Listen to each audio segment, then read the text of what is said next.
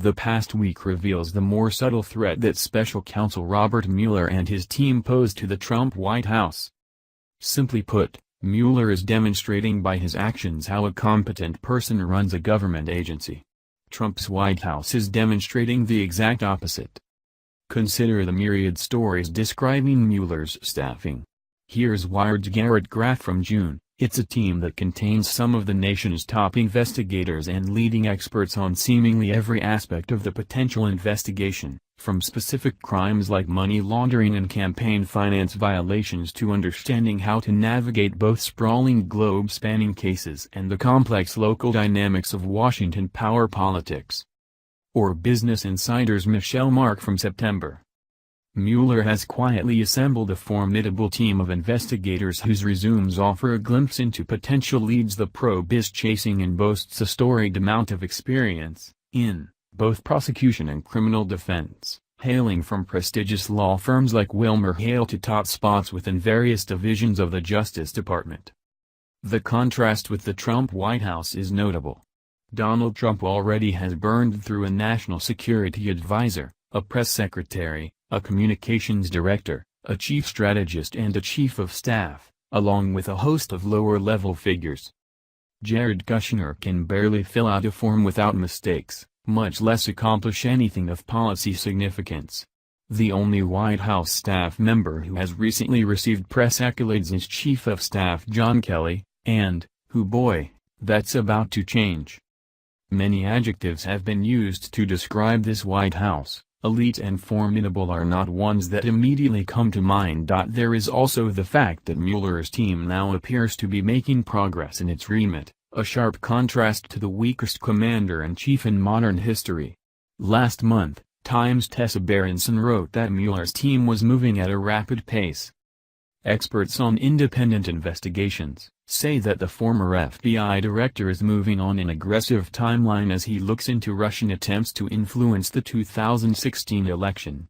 They say that could help keep it from getting bogged down or off track, like some past investigations. Similarly, Politico's Darren Samuelson interviewed former special prosecutors, and the quotes reveal a group impressed with what Mueller has been able to do in such a short time.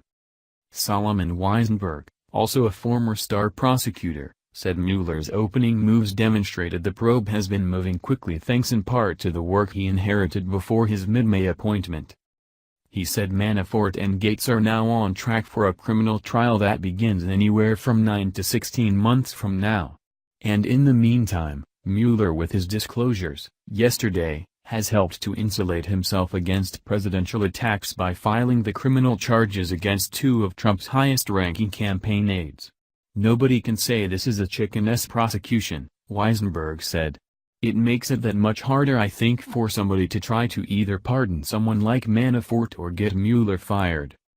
Again, contrast this with the White House that can't get a healthcare bill passed, can't enact steel tariffs, keeps losing momentum on tax reform and keeps getting blocked by, the rule of law in its attempts at executive action.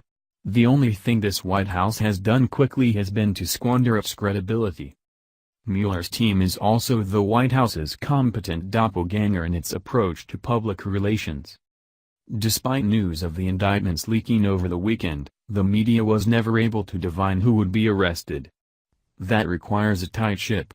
Similarly, the George Papadopoulos plea deal caught all of Washington by surprise. Mueller's team ain't leaking. This stands in stark contrast to the Trump White House. Mueller's team is not just close-mouthed, it also knows how to signal a credible threat. Lawfare Susan Hennessy and Benjamin Witz analyzed yesterday's legal moves and concluded the following: Mueller's opening bid is a remarkable show of strength. He has a cooperating witness from inside the campaign's interactions with the Russians. And he is alleging not mere technical infractions of law but astonishing criminality on the part of Trump's campaign manager, a man who also attended the Trump Tower meeting. Any hope the White House may have had that the Mueller investigation might be fading away vanished. Things are only going to get worse from here. Hennessy and Witz are hardly the only analysts to arrive at this conclusion. Trump, on the other hand, keeps devaluing his own words, becoming more predictable and less credible over time. Finally, It appears that Mueller is accomplishing something that Trump promised to do, drain the swamp. As John Hudson and Zoe Tillman note at BuzzFeed, Mueller's actions are finally putting teeth to the Foreign Agents Registration Act, a Depression-era law that had been weakly enforced to date. In the last half-century, the Justice Department has brought only a handful of enforcement actions against lobbyists for violations of FARA. That lack of prosecution resulted in a proliferation of under-the-radar lobbying. Now Washington's cottage industry of consultants and public affairs specialists can only wonder if that era has come to an end. The indictment of Manafort is sending shockwaves through K Street and the FARA unit at the Department of Justice, said Craig Holman, a government affairs lobbyist at Public Citizen, a group that supports government transparency. The Justice Department largely neglected its role in the administration of FARA, which emboldened many lobbyists to ignore the law and opt to register under the weaker disclosure regime of the Lobbying Disclosure Act, if at all. Trump's efforts to drain the swamp have been limited to toothless rhetoric and a host of scandals implicating his business cronies. As special counsel, Mueller has recruited an elite team, acted swiftly, issued credible threats, and has started addressing long-standing patterns of corruption inside the Beltway. It is no wonder that he is polling better than Trump right now. The former FBI director is far better at governing than the former reality television star. That contrast will be on display well into the next year. It will drive Trump crazy. Dresner is a professor of international politics at the Fletcher School of Law and Diplomacy at Tufts University. Thanks for watching.